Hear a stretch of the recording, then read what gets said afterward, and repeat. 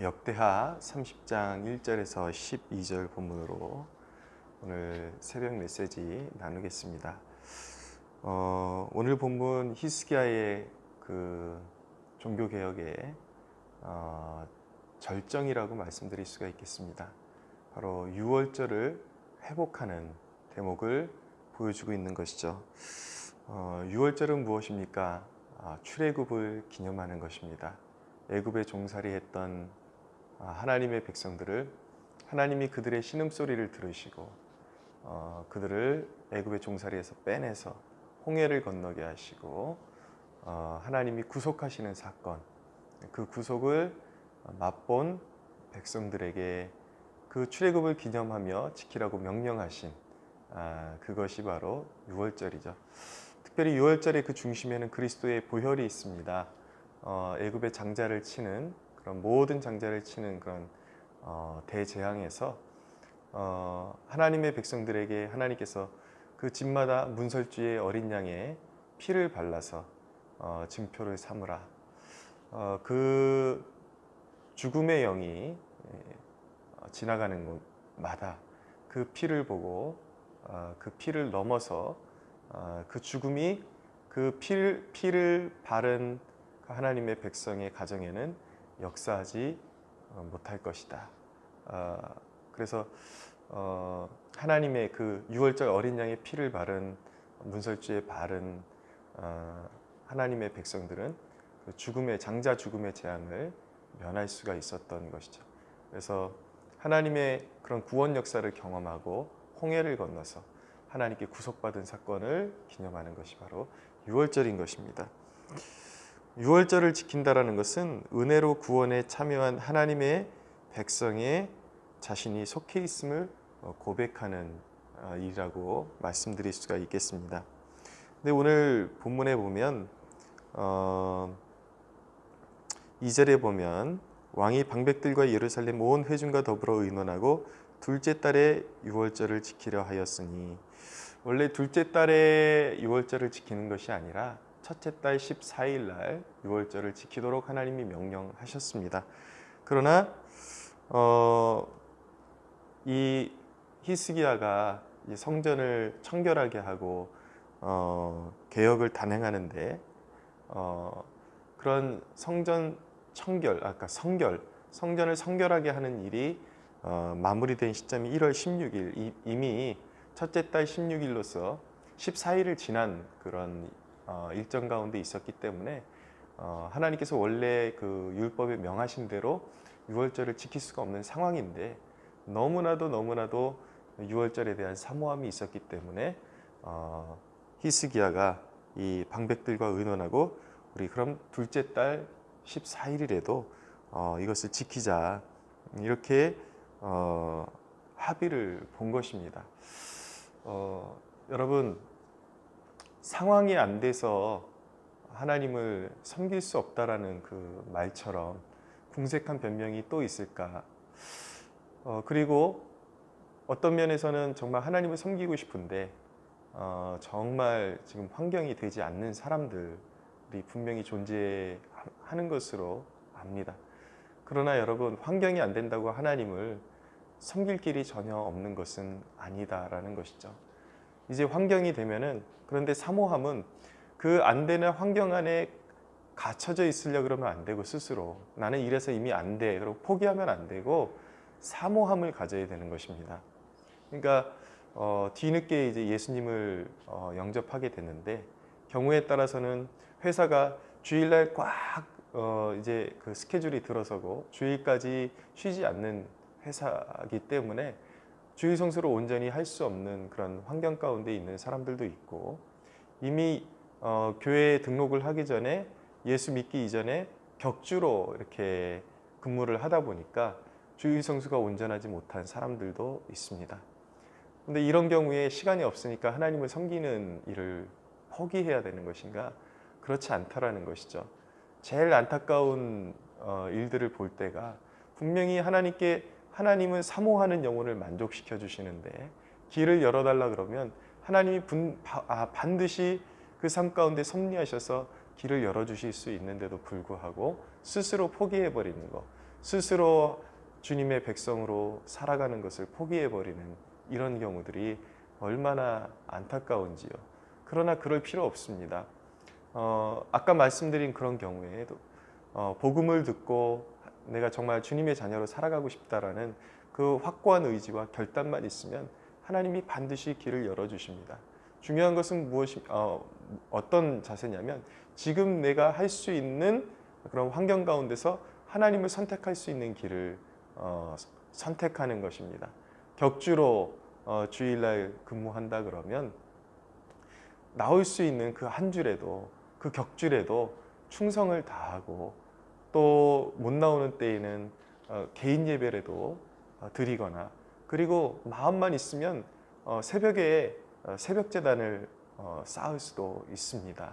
그렇게 해서 그러나 늘 나는 어쩔 수 없으니까 이런 환경 가운데 묶여 있을 거야 라는 것이 아니라 좋은 교회를 정하시고 이제 주일 성수 하고 싶다라는 그 마음을 담아서 하나님 앞에 기도할 수 있다면 하나님께서 분명히 좋은 길을 열어주시고 환경의 문을 열어주실 수 있다라는 그 믿음을 가지고 신앙생활 하실 수 있게 되기를 바랍니다.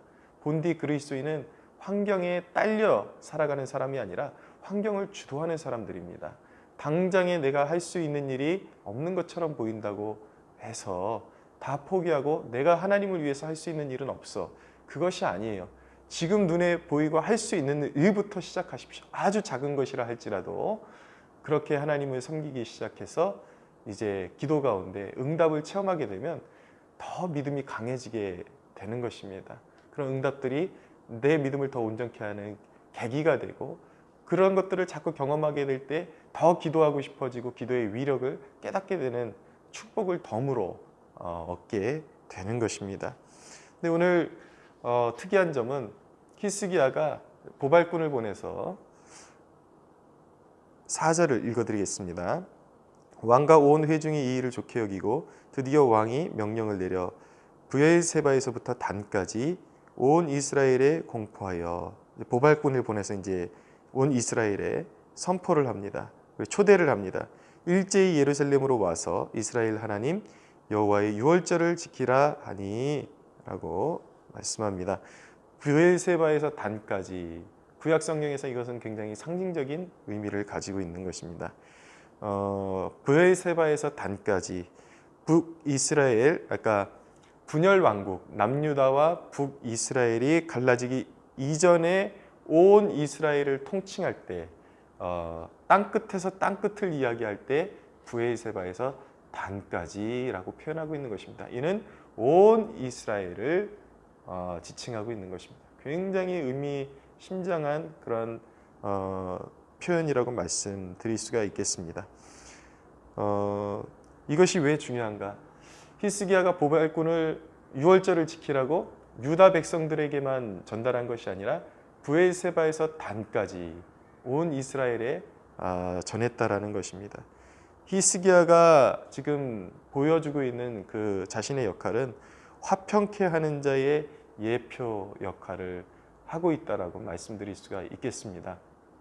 단지 그런 어떤 선민의식이 있는 지역을 넘어서 그 이방인의 지역까지 나아가서 유대인과 이방인을 화평케 하셨던 예수 그리스도처럼 히스기야의 역할이 그런 역할을 지금 하고 있다는 것을 보여주고 있는 것이죠.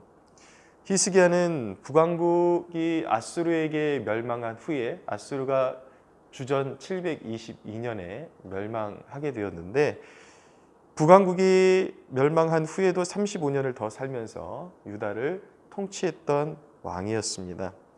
근데 지금 이 시점은 이미 북이스라엘이 아수르에게 멸망한 상태에서 지금 이 본문이 전개되고 있는 것이죠.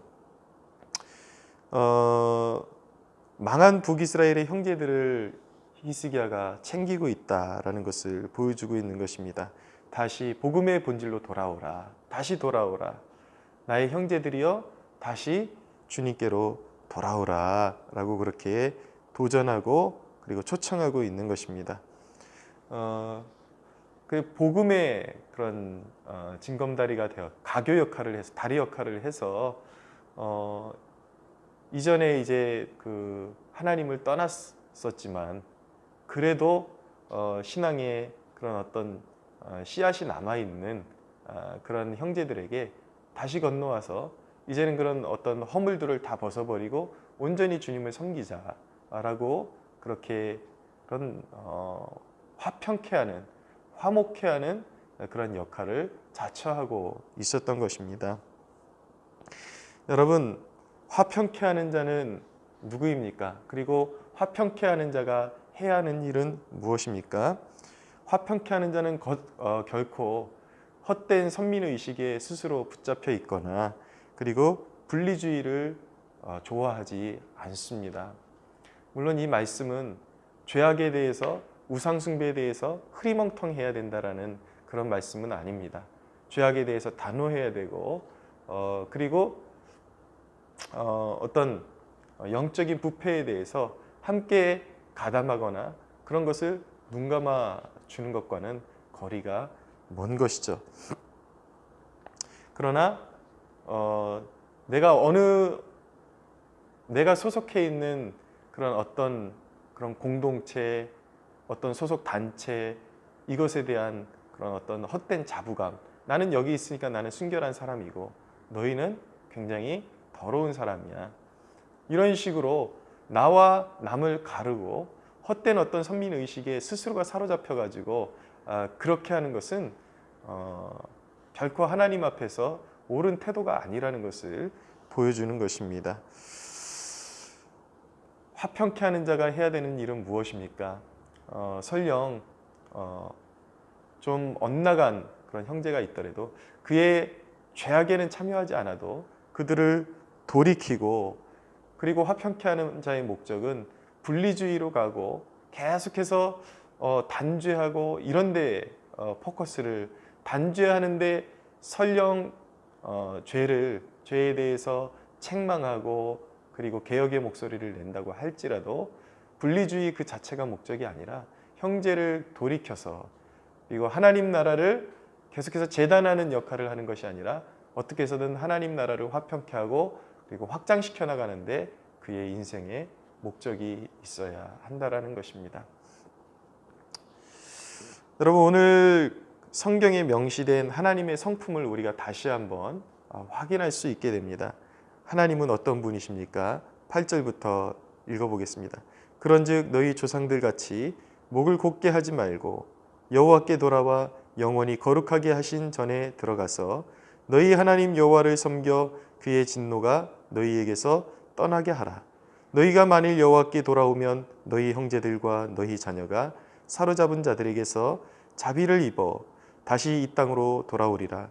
너희 하나님 여호와는 은혜로우시고 자비하신지라. 너희가 그에게로 돌아오면 그의 얼굴을 너희에게서 돌이키지 아니하시리라 하였더라. 성경이 분명히 명시하고 있는 하나님의 영원토록 변치 않는 성품, 속성은 무엇입니까? 여호와는 은혜로우시고 자비하신지라 라고 말씀하고 있습니다.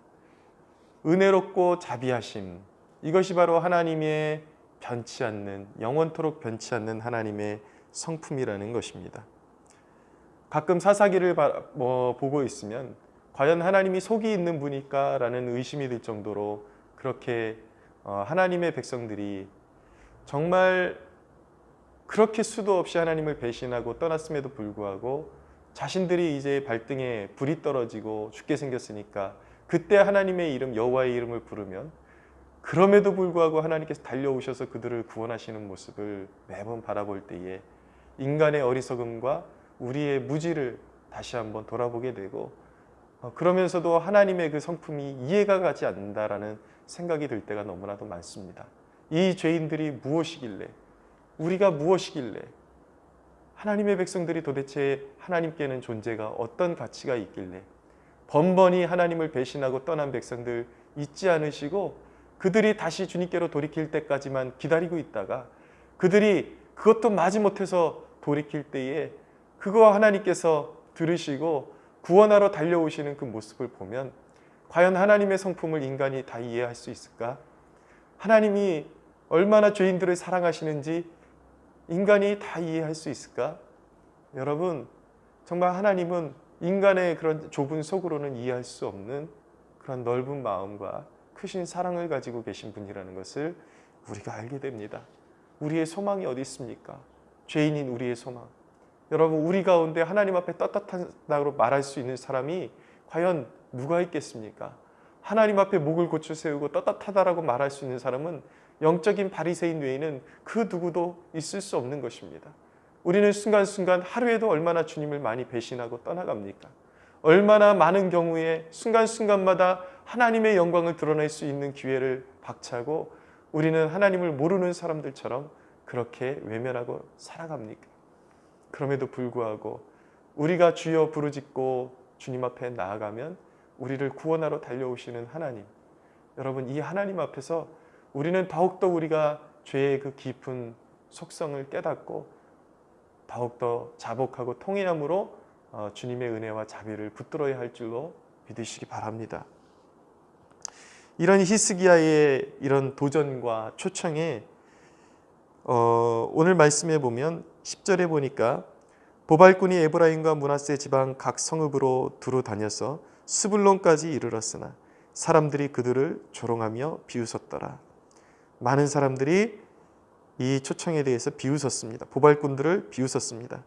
그러나 아셀과 므낫세와 스불론 중에서 몇 사람이 스스로 겸손한 마음으로 예루살렘에 이르렀고 하나님의 손이 또한 유다 사람들을 감동시키사 그들에게 왕과 방백들이 여호와의 말씀대로 전한 명령을 한 마음으로 준행하게 하셨더라 라고 말씀합니다. 북이스라엘의 이제 지금 살고 있는 백성들에게 유월절에 함께하자고 초청했는데 그 중에 더러는 그래서 냉소하고 그 일들을 감당하는 보발꾼들을 비웃었습니다. 그러나 그 중에 소수들 남은 자들이 기꺼운 마음으로 마음의 감동을 입어서 여호와의 전으로 나왔다라고 말씀하고 있습니다. 소수가 돌아왔습니다. 그러나 하나님은 비록 소수이지만 그 각 개인의 심령에 돌이키는 자들의 그 심령에 은혜를 주시고 회복의 역사를 이어가십니다. 이것이 구원의 역사입니다. 왜 우리가 복음을 전해야 되는가? 왜 시대가 어둡다고 어둡다고 민족을 포기하면 안 되고 이 나라를 포기하면 안 되고 그리고 우리에게 주어진 삶의 그런 모든 지경들을 포기하면 안 되는가? 많은 사람들이 주님께 등을 돌리고 외면하고 죄악된 길로 그대로 걸어가고 있지만 그럼에도 불구하고 이 복음의 소식을 듣고 돌이키는 그 소수 각 개인의 심령을 통해서 하나님의 나라는 지금도 계속해서 확장되어져 가고 있고 그 일을 통해서 하나님의 구속의 역사들이 지금도 완성되어져 가고 있기 때문에 우리는 영적인 보발꾼의 역할을 멈춰서는 안 되는 것입니다. 지금 망해가고 있는 그러한 위기 가운데 있는 사람이나 이미 망한 사람에게나 우리는 영적인 보발꾼이 돼서 복음을 전해야 됩니다.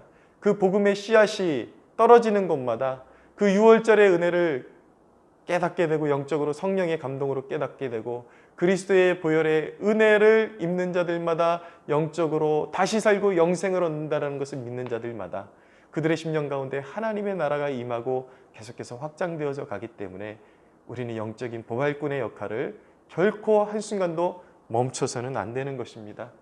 나라가 어두울수록 시대가 어두울수록 그 일을 멈춰서는 안 되는 것입니다. 여러분, 나라가 어두우니까 이제 곧 멸망할 나라라고 여러분 이 나라를 외면하는 그런 어리석은 그런 모습들 얼마나 어리석고 미련한 행동들입니까? 여러분, 초대교회 그리고 예수 그리스도께서 이 땅에 오셨을 때 유대 지역의 그런 영적인 어두움만큼 여러분 이 나라가 그만큼이라도 어둡다라고 생각하십니까? 물론 어둡습니다. 이 나라가 그 어느 때보다 정말 영적으로 어둡습니다. 그러나 여러분 복음이 꽃이 피우고 하나님 나라가 확장되어 갔던 그 시절, 그 전성기도 이 나라의 지금 이 시절보다 더 어두운 시절에 그러한 역사들이 계속해서 이어져 왔고 오늘날까지 이어져 왔다라는 것을 여러분 깨달으시기 바랍니다. 결코 우리는 한순간도 하나님의 회복의 소망, 이 죄악이 관영한 이 세상 가운데서 주의 이름을 부르는 자들마다 구원을 받고 영생을 얻고 하나님 나라는 여전히 확장되어진다라는 그 믿음을 가지고 우리는 하루하루의 사명의 자리를 떠나지 말고 붙들어야 하는 것입니다. 이 소수의 그 북이스라엘의 백성들이 돌아오는 이 대목을 주석가들이 이렇게 해석을 해놓았습니다.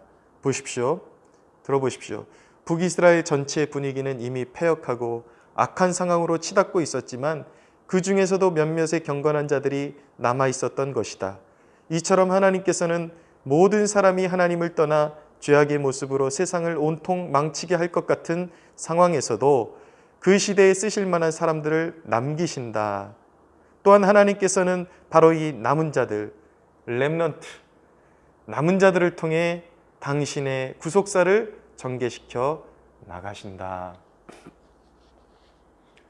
여러분, 오늘날에 제가 이렇게 계속해서 목소리를 내고 있는 게 특별히 보수 그리스도인들 가운데 엇나간 그런 신앙을 가지고 있는 사람들이 너무 많습니다. 심각하게 많습니다. 자기들의 프레임을 씌워서 한 교단을 배도자로 매도하는 이런 운동들. 여러분, 물론 그 가운데에는 저는 지금 이야기하는 지금 그 부류들은 정말 올바른 관점을 가지고 균형 있는 감각을 가지고 생각하면서 균형감을 잃지 않으면서 한국교회를 각성케 하는 그런 분들을 결코 말씀하는 것이 아닙니다. 이야기하는 것이 아닙니다. 맹목적으로 잘 알지도 못하는 사안에 대해서 자기들의 프레임을 결코 포기하지 않고 형제들에 대해서 배도자의 낙인을 찍는 그러한 부류들을 제가 이야기하고 있는 것입니다. 여러분, 사실은 그런 부류들은 이미 신앙의 정도를 벗어났기 때문에 그렇게 신경 쓸 필요도 없겠지만 정말 저는 한 사람의 목회자로서 그 맹목적인 길을 걸어가는 분들 중에 한 사람이라도 건져내고자 계속해서 목소리를 내고 있습니다. 여러분, 부패하고 썩은 북이스라엘 가운데 남아있는 하나님이 은혜로 남기신 우상숭배에 가담하지 않고 그 심령의 성결함을 유지하면서 지내왔던 사람들의 그 순수한 신앙을 하나님도 받아주신다라는 것을 여러분들 깨달아야 되는 것입니다. 엘리사는 그 이스라엘 역사 가운데 가장 타락한 그 역사 가운데 엘리야도 그랬고, 엘리야는 아합 시절의 선지자였고, 엘리사도 가장 타락한 시절의 선지자였습니다. 그가 북이스라엘의 선지자였기 때문에 그는 배도자인 것입니까? 오늘 이 남은 자들을 통해서 하나님이 구속의 역사를 이어가고 계심을 보여주고 계십니다. 여러분, 교단 안에서 깨어있는 목회자들이 렘넌트지 어떻게 배도자가 될 수가 있겠습니까? 하나님께서 귀히 여기시는 사역자들에 대해서, 하나님께서 귀히 여기시는 성도들에 대해서 함부로 참소하는 것은 마귀의 일이지 결코 하나님의 일이라고 말씀드릴 수가 없습니다.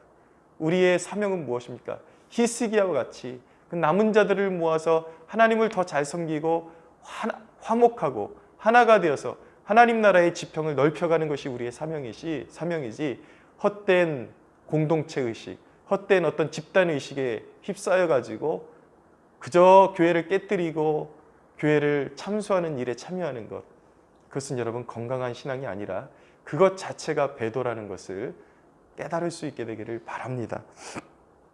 여러분, 우리에게 소망은 무엇입니까? 남에게 저주를 퍼붓고 탓하고 있을 때가 아닌 것입니다. 내가 애통하고 한 개인이 바로 서면 하나님은 이 민족에 소망을 주시고 그리고 하나님의 구속사를 계속해서 이어가실 것입니다. 여러분, 내가 각성해야 하는 것입니다. 나로부터 일어나고 내가 이 유월절을, 영적인 유월절, 예수 그리스도의 복음을 가지고 하나님께로 돌아오라, 하나님의 집으로 돌아오라 라고 외칠 수 있는 보발꾼이 될 때에 하나님의 역사는 멈추지 않을 것입니다. 하나님의 회복은 멈추지 않을 것입니다. 온 세상이 죄악으로 관영하고 썩어짐으로 돌아가도 여러분, 한 교단 안에서 하나님이 역사하시는 방법은 다양합니다.